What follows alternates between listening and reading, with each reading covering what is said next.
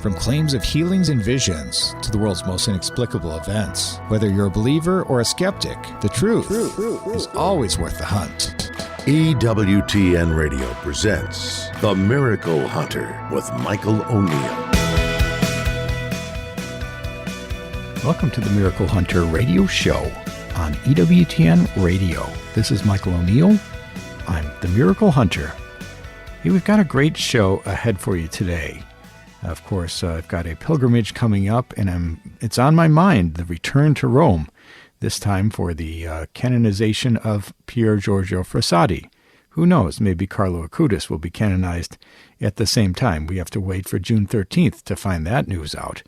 But it's a great time to talk about pilgrimage, and we're joined today by Jim Papandrea, who's the author of numerous Catholic books, including one about Rome, A Pilgrim's Guide to the Eternal City. It's just out in revised and updated. We'll be talking with Jim later in the program. We'll also be checking in with Erin von Uffel, the promoter of the canonization cause of Sister Marie de Mandat-Grancey. You might know that story of the House of Mary at Ephesus, and that was discovered by Sister Marie de Mandat-Grancey, and her cause for canonization is underway. So we'll be excited to check in with Erin later in the show. Check out my series, They Might Be Saints. Relatedly is the episode Sister Marie de Mandat-Grancey that airs on June 8th at 1:30 p.m. That's a Sunday. And it's the fascinating story of Sister Marie de Mandat-Grancey, and we follow her extraordinary efforts to locate the House of Mary, the Mother of Jesus, as she travels to Ephesus, Turkey, to bring this treasure to the Catholic Church. So check that one out on June 8th at 1:30 p.m. Central Time. You can also tune in for my other program, my other series, Explore with the Miracle Hunter. You can go to explorewiththemiraclehunter.com to find out any of the new episodes when they're coming out on EWTN television. But this one is on Saturday, June 7th at 5 p.m. Central Time. It's the story of Aylesford, or St. Simon Stock, and the brown scapular. And it's the legendary story, or according to pious tradition, we say that the brown scapular comes to us from an apparition of Our Lady of Mount Carmel to St. Simon Stock, and that's one of the most favored or revered sacramentals in the history of the Catholic Church. It was a real pleasure to get to visit that place in England, Aylesford, and so excited for this episode to be re-airing on June 7th at 5 p.m. Central Time. For those people who want to go beyond watching my programs on EWTN and would like to travel around the world with me, I've got a new pilgrimage coming up, a Jubilee Year pilgrimage to Milan, Turin, Florence, and Rome. It's for the canonization of Blessed Pier Giorgio Frassati. And those dates are July 28th through August 4th. And as always, I go to places of saints and miracles. We'll be visiting the Duomo in Milan. We'll visit Turin to see the Cathedral of St. John the Baptist, where the Shroud of Turin is held, and walk in the footsteps of Pier Giorgio Frassati and see the place where St. John Bosco had his famous visions. And we'll continue to Genoa, to the apparition site of Our Lady of the Guard, and go to Lucca to see the shrine of St. Gemma Galgani. And in Florence, we'll see the many great artists, of course. We'll see the David, and also the place where the Virgin Mary appeared to the 7 holy founders of the Servites. And so people can join me on that trip, and we'll be going, of course, for the canonization of one of the great modern saints, that's Pier Giorgio Frassati, and who knows, maybe it will be bundled with the Carlo Acutis canonization. We'll find out on June 13th if that will be happening on the same date. And so you can go to pilgrimages.com/miraclehunter to find out more and to sign up. Later in the show, we're going to be looking at the Might Be Saint of the Day. For today's date, we have Blessed Basilisa Fernandez, who lived in Spain from 1846 to 1907. The 365 Days with Mary project, where we look at the Marian devotion of the day. For today's day, we've got Our Lady of the Oak from Visora di Cofienti in Italy in 1578. And the question of the week, will the Vatican ever declare a Eucharistic miracle supernatural again? That's a tough one. I'll see if I can answer that one later. And the miracle of the day, the Eucharistic miracle in Aten in Peru in the year 1649. Let's take a look at the miracle news. We reported this on the Facebook page of the Miracle Hunter this past week. Pope Leo XIV has named Cardinal Robert Serra as his special envoy to preside over the July liturgical celebrations of the 400th anniversary of the apparitions of St. Anne to Yvonne Nicolauzec in France.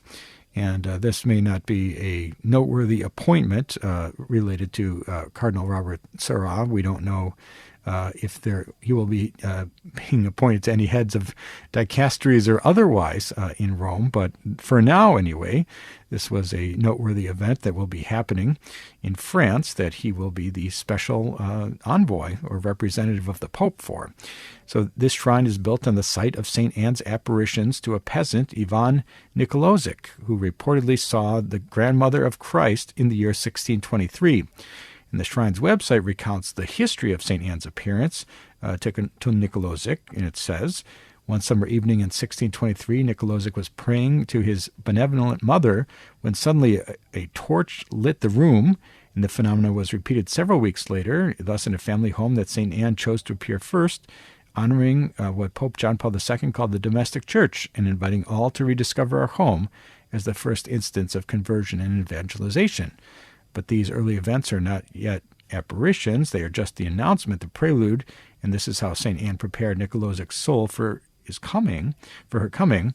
And the first apparition took place at a fountain in August 1623, and after work, Nicolauzec was leading his oxen to water when he was accompanied by his brother-in-law, Leroux, and he saw a majestic lady, radiant with light, smiling, but she did not speak.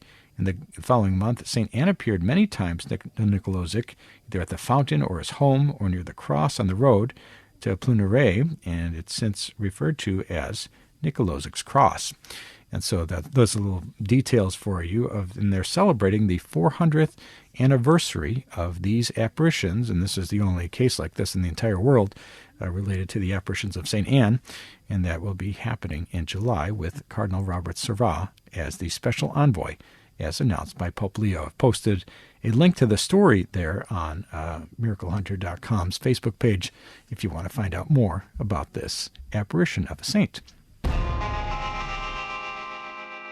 Let's take a look at Catholic Pub Trivia. We do this every week where we ask a trivia question and give out a prize to an emailer that writes in with the correct answer. Last week, the question was, what saint is associated with the face of Christ, the image of Edessa? The answer to that question is St. Jude.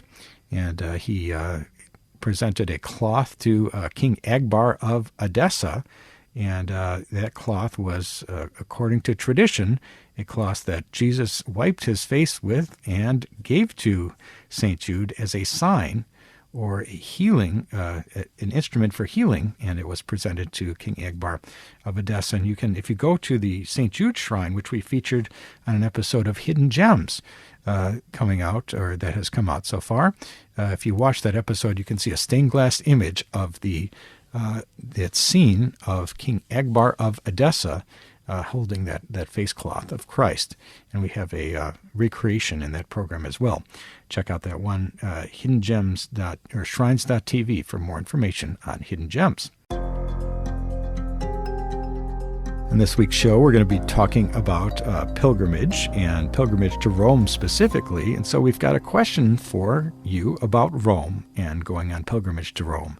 The question is, which church of Rome is said to be held by the Pope himself, Pope Leo XIV?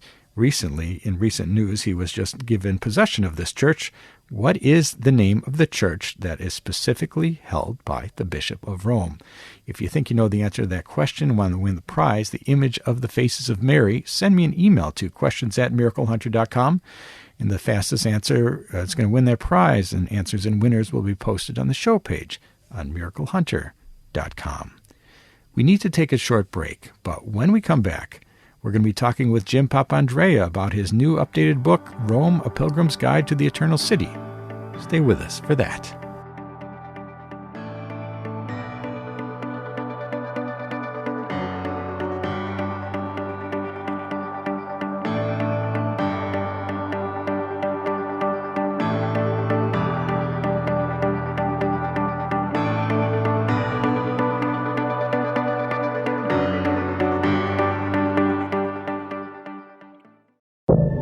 Now, back to the Miracle Hunter on EWTN. Here's Michael O'Neill. Welcome back. You're listening to the Miracle Hunter Radio Show on EWTN Radio. This is Michael O'Neill. I'm the Miracle Hunter. Well, people ask me all the time. I do this Explore program on EWTN, and we've traveled to maybe 70 shrines around the world. People always say, where should I go on a trip? And I think people are always looking for exotic locations, and I've got plenty to mention that I've really enjoyed, but I can never get around Rome. I always have to say that if you're going to pick one place and one place only, and if you're going as a Catholic or on a pilgrimage, Rome is the place to go to. And I was so excited to go there. A month or so ago, I was going to be there for the canonization of Carlo Acutis. Of course, we all know that got postponed due to the death of the Holy Father, but perhaps that'll get bundled together with the canonization of Blessed Pier Giorgio Frassati. I'll be going there on a Jubilee Year pilgrimage on July 28th through August 4th. People can go to pilgrimages.com/miraclehunter to find out more about that one, and I'll be so excited to go to Milan and Florence and Turin, but most importantly, of course, to Rome. We're so excited today to be talking about pilgrimage and going to Rome. And we're joined today by Jim Papandrea, who is a author and pilgrim guide, and he's released a new book, or a new edition of his book, Rome, A Pilgrim's Guide to the Eternal City. Welcome to the program today, Jim. Thank you for having me. It's such a blessing to be with you again. It's wonderful to have you back, and I'm so excited about your new book that's out, or the update to your book. Bigger and better than the last, as we always hope updates are, and it really covers everything a person would want to know about visiting the Eternal City. What inspired you to update this book? Well, in the first place, it has the benefit of another decade since I wrote the original edition, of more research into the sites and the significance of the holy places in Rome, and more experience on the ground of me being in Rome, leading pilgrimages. The new version has color photographs, whereas the original version, the photos were all in black and white. And I was always a little disappointed by that, but now the publisher let me do color photos for the new edition. And then we've also added journaling pages and checklists for what to look for in each of the important churches. So the book can be used as a kind of self-guided tour. And I have to say, I said I would never do this, but I'm giving away one of my biggest secrets, which is the book tells readers my 2 favorite restaurants in Rome. So there you have it. Wonderful. Well, I'll be checking that out as I head back to Rome myself. Always looking for a good place to eat. So the book is great because it really gives a full overview of Rome, the Eternal City, and it goes through various places where martyrs died. You go through the ruins of the empire, of course, for those people interested in more of the historical aspect, and of course all the places of the great saints around Rome. And we always try to focus on saints and miracles on this program. So perhaps talk a little bit about Saint Cecilia in Trastevere, or another saint that has a miracle connection that you'd like to chat about today. Yeah, well, Saint Cecilia is actually one of my favorites. And, as a longtime musician, she is, of course, a patron of musicians. And her home is in Rome. There is a church of Saint Cecilia in Rome, and directly beneath that church is her 3rd century home. And you can go into the excavations underneath the church and visit and literally be in part of her home. And this was a place of worship from the 3rd century on. And so, when you stand in these places, you're in a place where the Mass has been going on since almost the beginning of the church, and in St. Cecilia's case, since the 3rd century. And for those who don't know her story, it's a beautiful story of faith, and they actually tried to martyr her more than once. And the first time they were unsuccessful, and they locked her in the steam room in the bath and tried to suffocate her in the steam room while she just sang the praises of God. And eventually she was they tried to behead her, but she wasn't actually beheaded, but she did die from the wounds of the attempted beheading. And later her body was found incorrupt. And so we could go on and on about her and her story, but I think just the presence of her relics there, and in fact in Rome in general, the presence of relics, the presence of these places that are holy ground, it really speaks to the reality that God does work through the material world, and God does mediate grace through material things. And so, anyone who doesn't want to believe in miracles, the whole city of Rome speaks to the reality of the miraculous.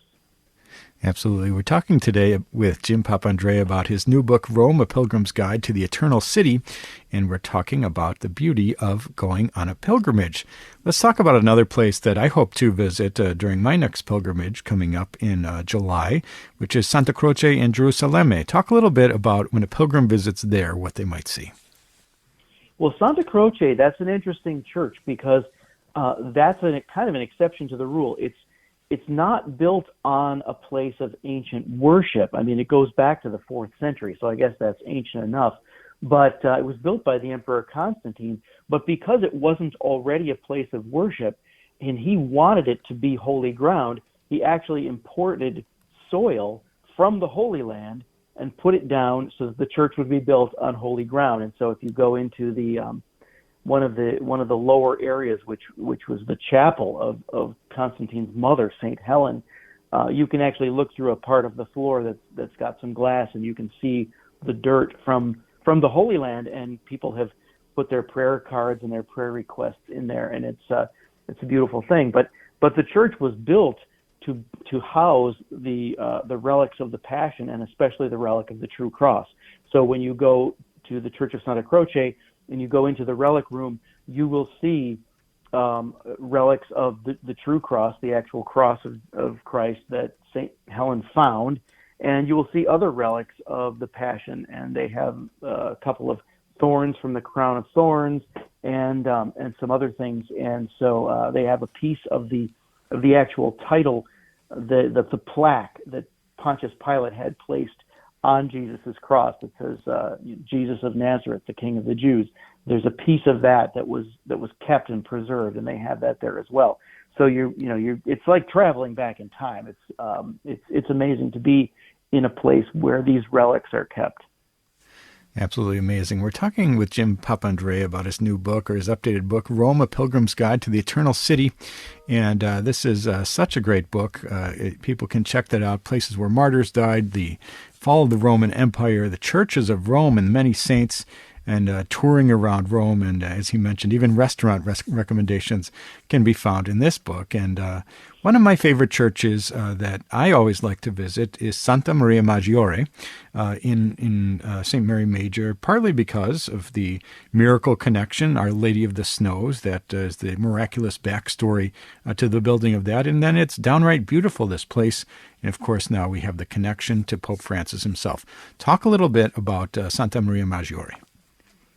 Santa Maria Maggiore has, as you say, a great backstory. The story is that there was a childless couple who had money and wanted to leave their money to Our Lady, and they prayed to her to ask her what to do with it, and she told them in a dream that they would build a basilica.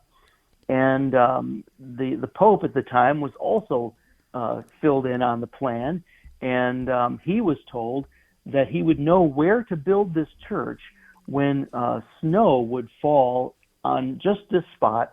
And sure enough, in the month of August, it snowed on the Esquiline Hill, and there's a great sculpture in the church of the Pope marking out the footprint of the basilica in the snow, and that's where they would build Santa Maria Maggiore. Now, historically speaking, it's also important because it was built right about the time of the Ecumenical Council of Ephesus. And as listeners probably know, the tradition of referring to Our Lady as the Mother of God, that goes back all the way to the earliest centuries of the Church. But in the 5th century, there was a controversy over that, and it was the Bishop of Constantinople who wanted to stop that tradition. And so part of the reason for the Ecumenical Council of Ephesus in the year 431 was to affirm Our Lady's position as Mother of God, and and sort of partly in response to that too, I think this is why the Santa Maria Maggiore is the largest and most beautiful church dedicated to Our Lady in the world. Wonderful. Well, we're so grateful to you, Jim Papandrea, for joining us on today's show, talking to us about your brand new update to your book, Rome: A Pilgrim's Guide to the Eternal City. What is your hope for this book for people who might be traveling to Rome for this Jubilee year? And also, where can they pick this one up? Well, the book's available, everywhere you would buy books online, I suppose. My hope for this book is that it will help people to go to Rome not simply as a tourist, but truly as a pilgrim, and come away from the experience changed, and that their lives would be changed, that they would bring home from Rome some new insights and maybe even some new rhythms of life, some new practices. And so the book is written not only so that you can take it with you to Rome and it'll help you go around Rome and visit the most important and the most ancient churches, but it's also written so that you can then go home with it, read what you've journaled, and read again about the places you visited, and continue to use it devotionally even after your pilgrimage. Wonderful. Well, thank you so much, Jim Papandrea, for re-releasing this book, this updated edition of Rome: A Pilgrim's Guide to the Eternal City. I know I'm going to be reading this one completely from front to end before I go on my pilgrimage coming up, and I encourage everyone going for this Jubilee year to check out the new book, Rome: A Pilgrim's Guide to the Eternal City. Thanks so much, Jim Papandrea, for joining us on today's program. Oh, thank you. Thank you. God bless. That was Jim Papandrea. Check out this book. It's called Rome: A Pilgrim's Guide to the Eternal City. It's really a comprehensive book to the great city of Rome. And for those people who want to join me in Rome this year, you can go on a Jubilee year pilgrimage to Milan, Turin, Florence, and Rome. We'll be there for the canonization of Blessed Pier Giorgio Frassati, July 28th through August 4th. Coming right up, you can go to pilgrimages.com/miraclehunter to find out more and to sign up. We need to take a short break, but when we come back, we're going to be looking at the question of the week. Stay with us for that.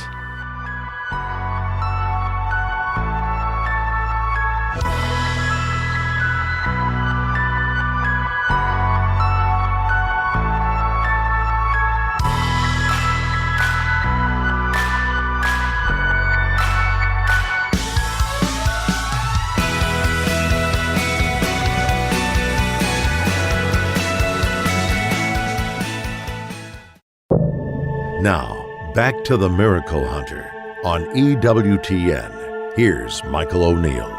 Welcome back. You're listening to the Miracle Hunter radio show on EWTN Radio. This is Michael O'Neill. I'm the Miracle Hunter. Hey, I love getting your questions. People write in from around the world with questions about miracles happening in today's world and those that have happened centuries ago.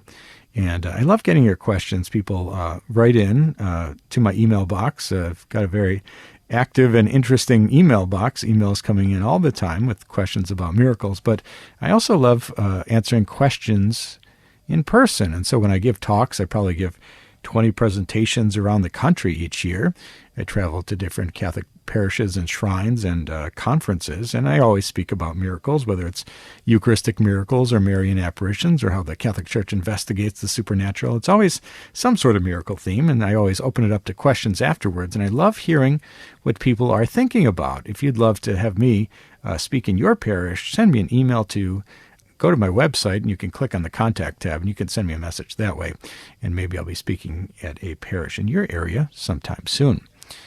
And so a question for this week is a good one, and it comes on the heels of this approval of the recognition in some way of the Eucharistic miracle from India. We reported on that last week, and we've done so in previous weeks, but we had the bishop from Telechuri, the Archbishop, join us on last week's program, talking to us about the new Vatican statement that came out, recognizing the Eucharistic miracle that happened, the face of Jesus being imprinted on a Eucharistic host. And so what's very interesting about the approval that came from Rome is this approval that was released was in the form of a nihil obstat. And this is according to the new norms that came out in 2024, the norms for proceeding and judging alleged private revelations and supernatural events. Never before in history has a Eucharistic miracle been judged with a nihil obstat. Previously, the local bishop would declare that it's a supernatural event, and the Vatican would give permission for that Eucharistic host to be celebrated and recognized, and a shrine built in those places around the world, like Buenos Aires in Argentina, or Legnica in Sokolka, or in Tixla in Mexico, or any of these other famous Eucharistic miracle locations that I'm featuring on my series, Explore with the Miracle Hunter. But only recently have we seen the new judgments that come out with the highest level of approval, which is nihil obstat, meaning nothing obstructs in Latin. So the question for this week was, will the Vatican ever declare a Eucharistic miracle supernatural again? And the answer is probably not, at least until the document is updated by this pope or the next pope or a future pope.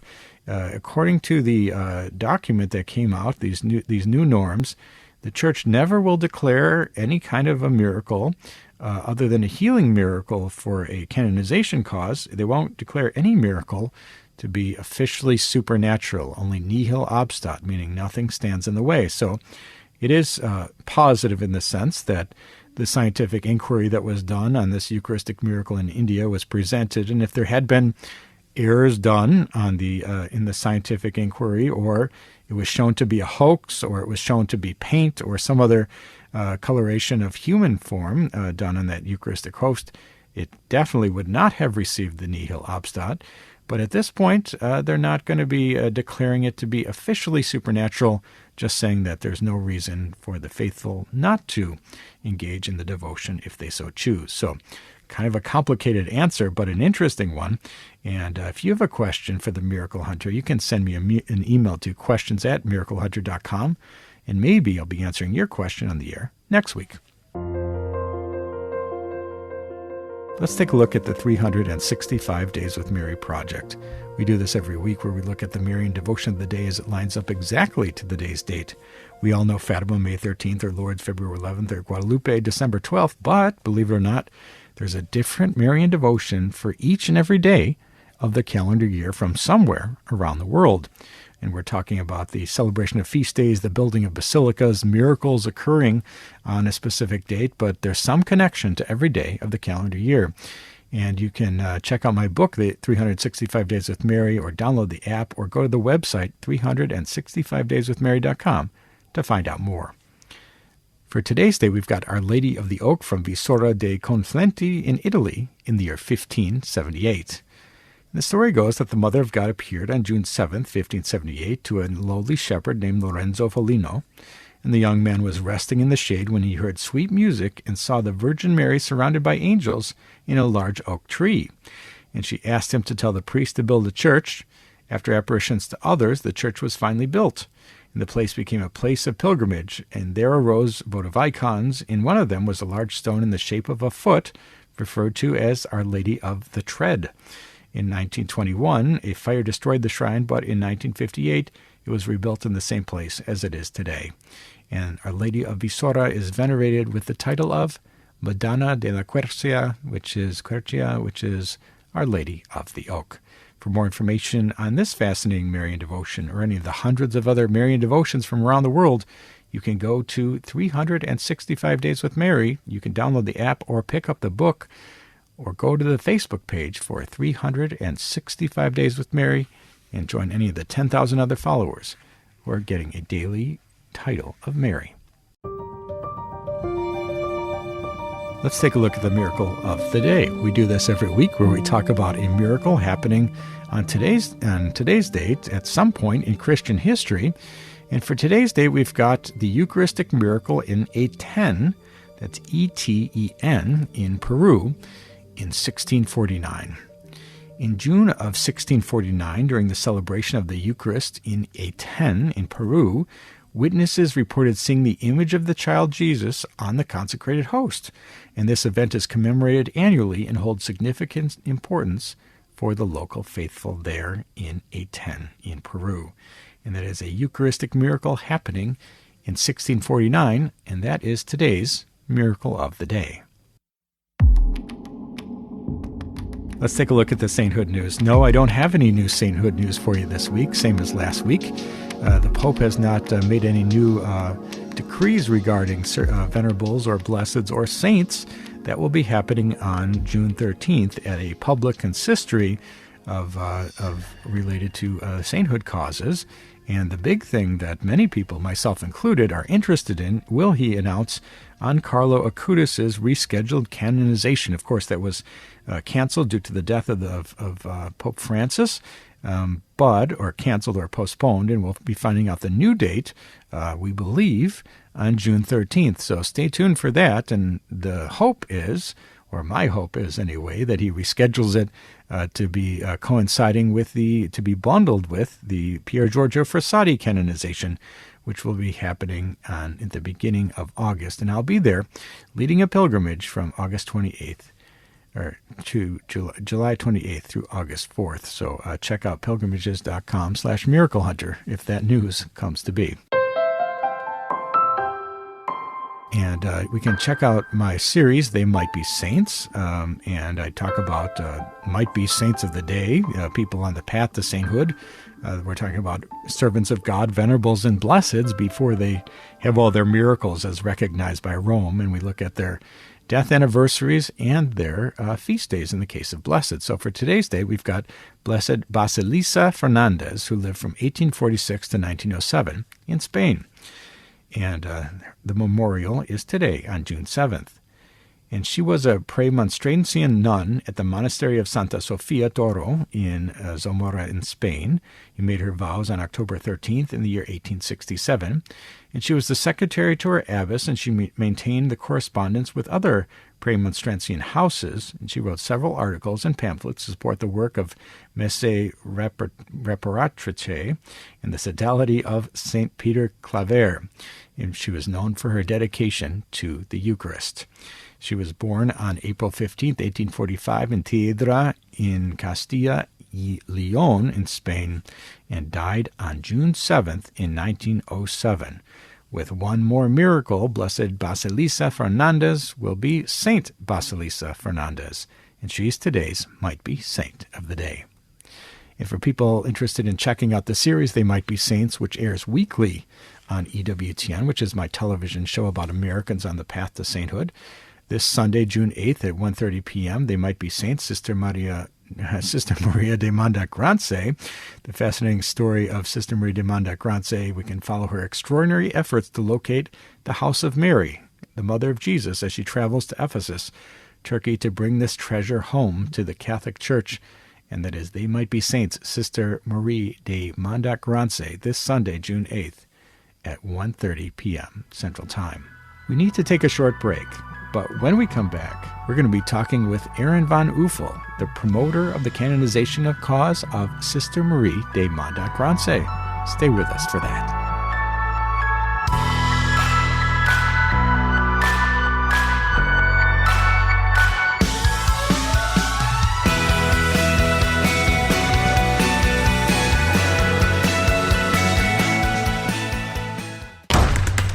Now, back to the Miracle Hunter on EWTN. Here's Michael O'Neill. Welcome back. You're listening to the Miracle Hunter radio show on EWTN Radio. This is Michael O'Neill. I'm the Miracle Hunter.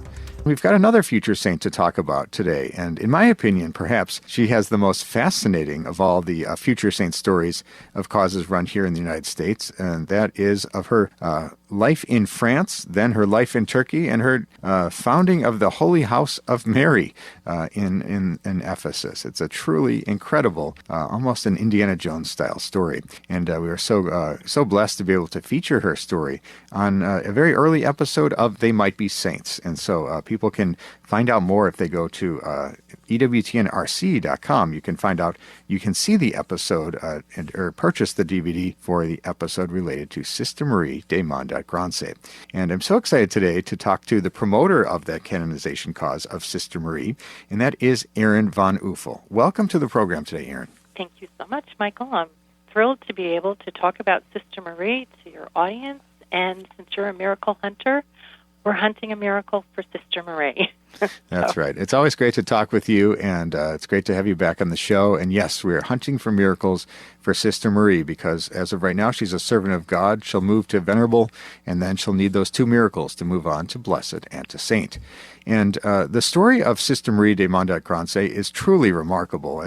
I can't help but say that of all the sainthood causes I've looked into, hers is perhaps the most amazing, the life that she lived, from where she started to where she ended up, and some of the great contributions she had, especially related to the House of Mary. Let's just dial it back a little bit. Please tell us about the early life of Sister Marie de Mandat-Grancey.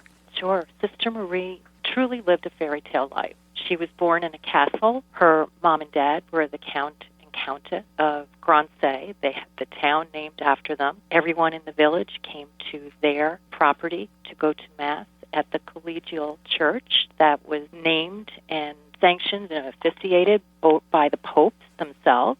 She comes from a rich history of generational graces that flowed through the families. Her the saint that started the Memorare. We've got different saints, that Pierre the Venerable, who was the first person to translate the Quran. She's got 2 popes in the family. Both of them had to do with different reasons why the Franciscans today oversee the Holy Land. They've been in charge of all of the holy sites, and it's interesting because from that beginning, God had placed his seed inside of Sister Marie to plant this beautiful blossoming lily to become a daughter of charity, who then went from her beautiful castle where she was being served to serve others.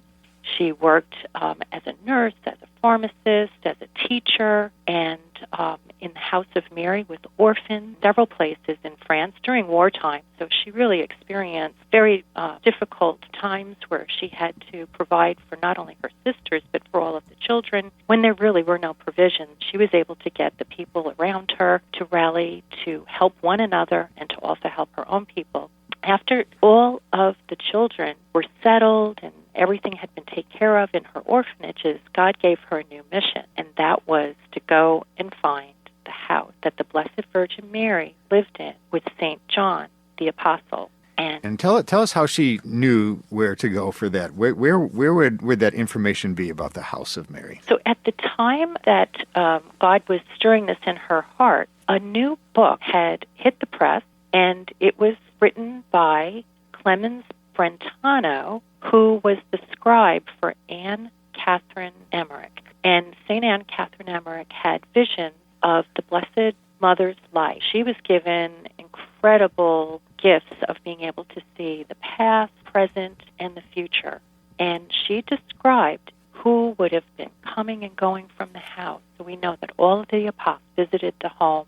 We know that St. John built the home for her after Jesus died, and on the cross, Jesus said, "Behold your mother, mother, behold your son." And from that moment on, St. John took the Blessed Virgin to live with him. And when things got very difficult in Jerusalem and they started to kill everyone, especially from the moment that St. John's own brother was murdered, they decided to get out of Jerusalem and to take care of the Blessed Mother.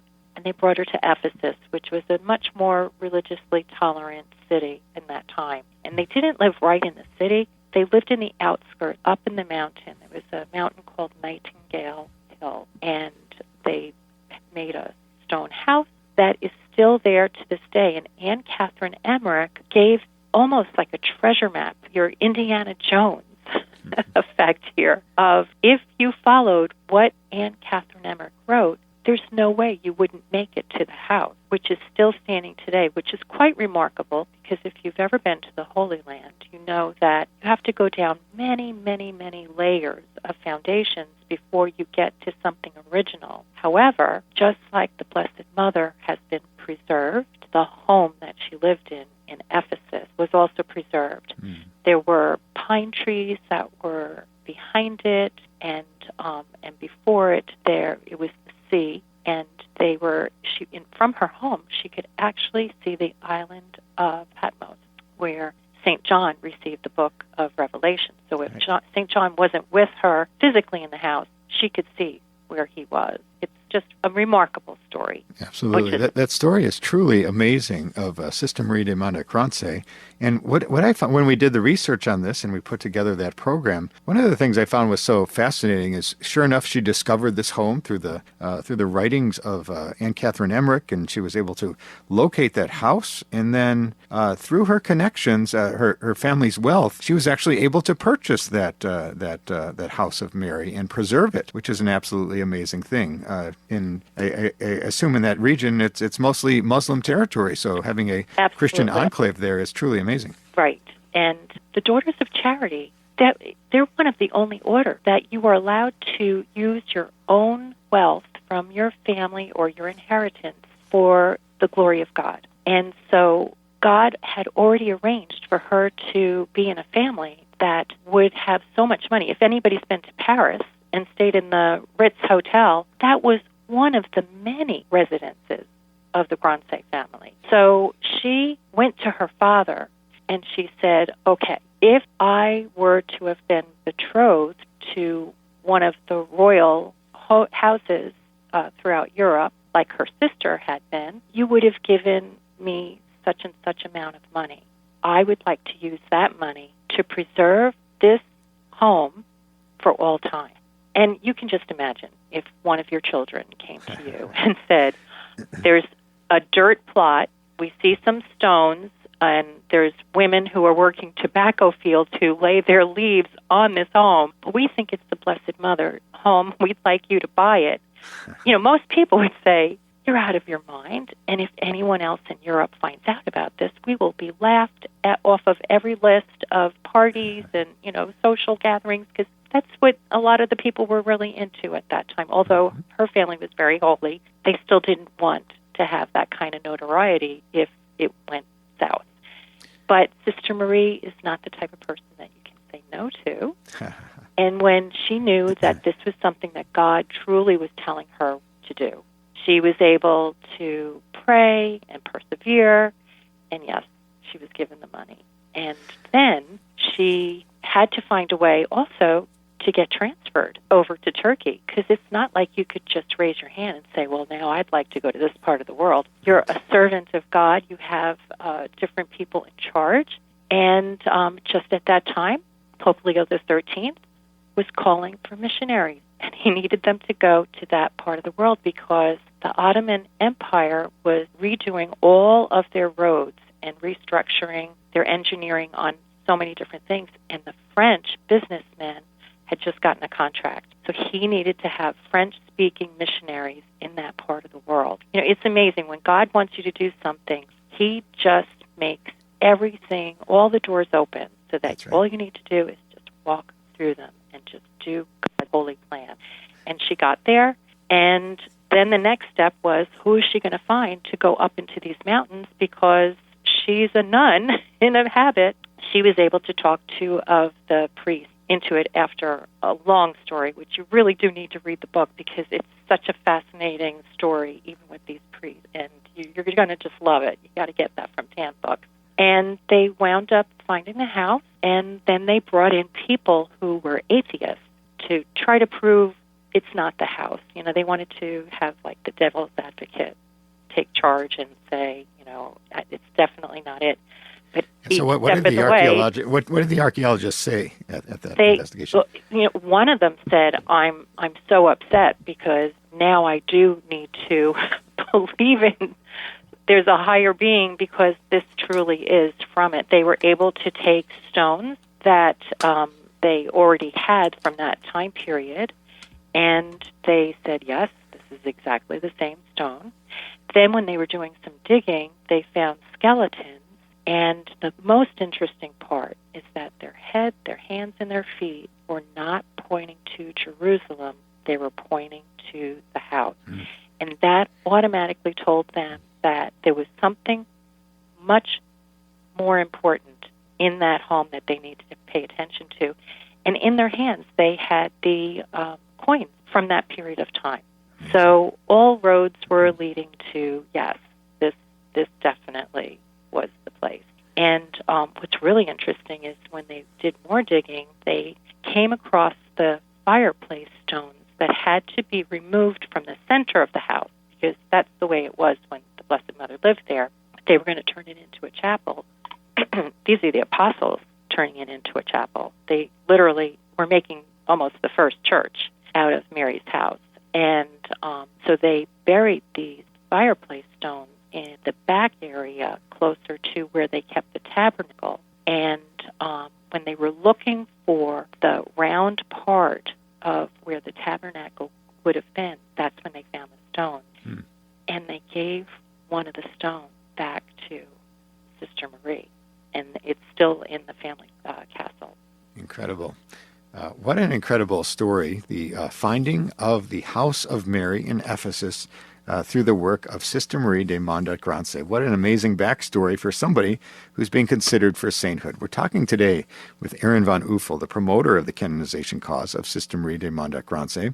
And this is a historic cause. Of course, this is from so many years ago, and yet the cause is still being carried on today.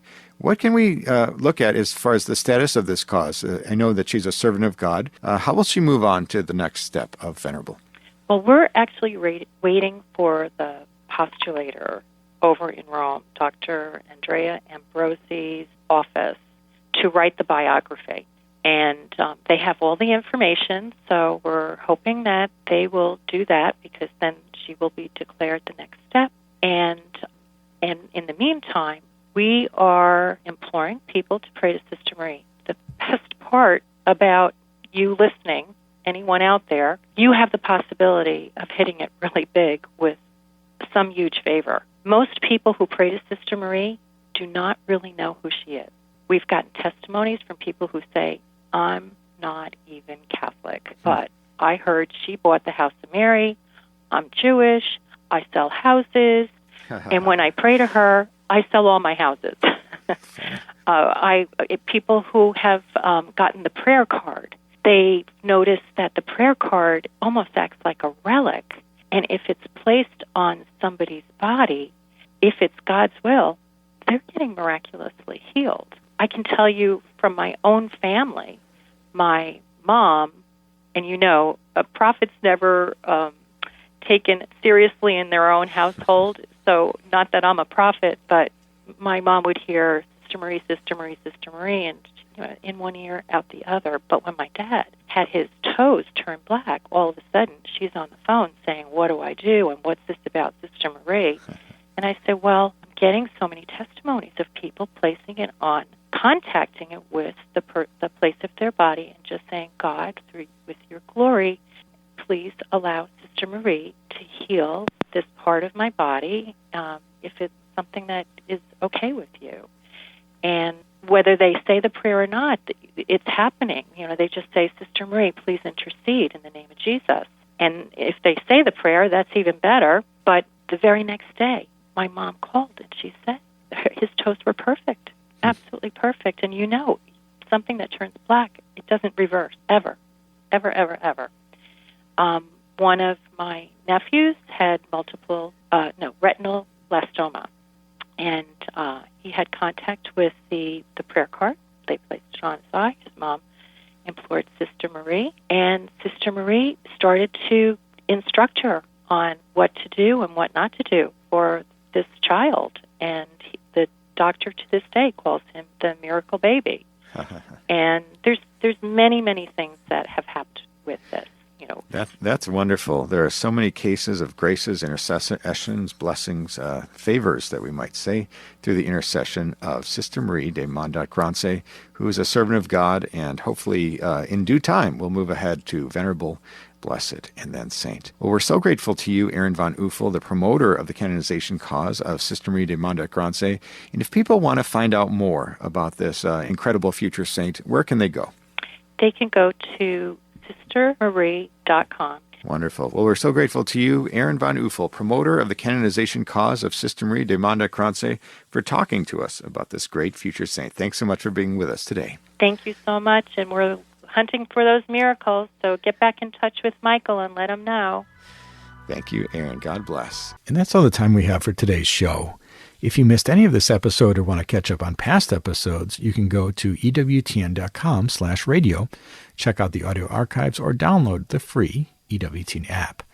I'd like to thank our guest today, Jim Papandrea, talking to us about his book, Rome, A Pilgrim's Guide to the Eternal City, and Erin von Uffel for joining us to talk about Sister Marie de Mandat-Grancey and her canonization cause. Check out my series, Explore with the Miracle Hunter. Aylesford is the subject of this week's program.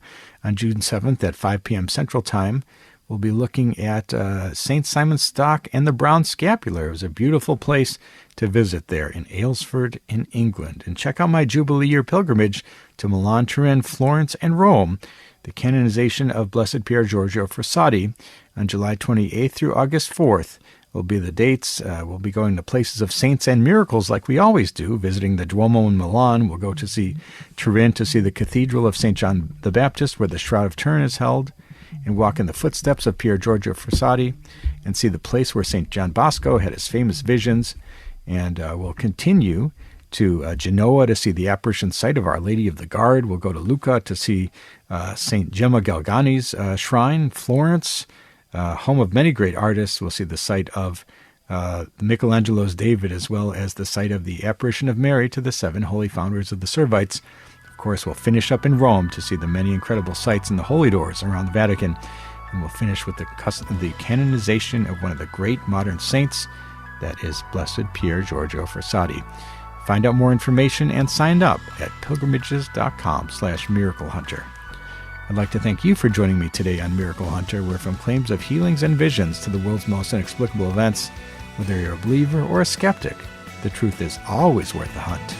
Talk to you next week.